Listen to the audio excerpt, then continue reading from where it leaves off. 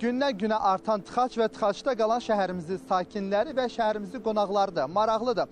Ötən əsrin sonlarına qədər dəniz nəqliyyatı fəaliyyətini həyata keçirsə də, bir müddətdən sonra dəniz nəqliyyatı öz fəaliyyətini dayandırdı. Maraqlıdır, bu fəaliyyət nə vaxt bərpa olunacaq?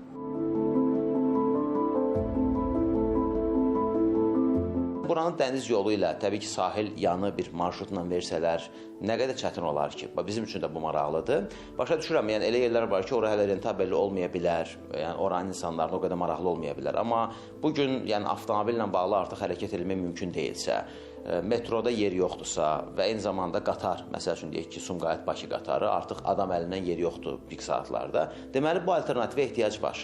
Dəniz nəqliyyatının fəaliyyəti bir istiqamətdən digər istiqamətə gedən sərnişinlərin vaxtına qənaət etmiş olacaq. Eyni zamanda şəhərimizə gələn qonaqların, turistlər üçün də şəhərimizi dənizdən seyr etməsi bambaşqa bir ab-hava yaşadacaq. Eyni zamanda bu ərazidə olan dəniz nəqliyyatı fəaliyyətini bərpa edərsə, iqtisadi baxımından da qənaət bəxş olacaq.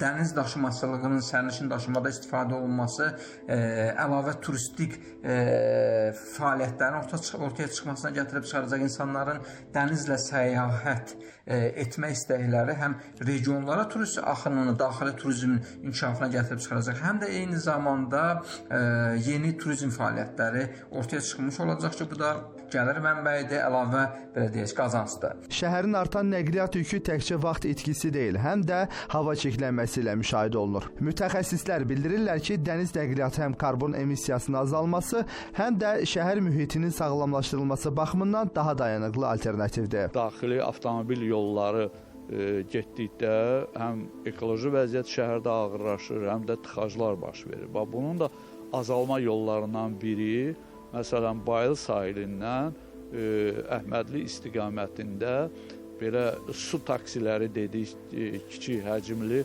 gəmilərin sərnişin daşımaları məqsədi ilə istifadəsi çox müsbət bir hal olar. Uyğun marşrut xətti çizilməli, layihə tələbatı nə dərəcədə olduğu dəqiq ölçülməlidir. Mütəxəssislər xarici ölkələrin təcrübəsindən faydalanmağı tövsiyə edirlər. Belə nümunələr var, dediyim kimi ən rahat İstanbul modelini qeyd edirəm. Amma misal üçün turistik də olsa hətta, deyək ki, Stockholm modelini deyə bilərəm. Stockholmda eyni şəkildə turist gəmiyə minib müəyyən istiqamətlərə gedir.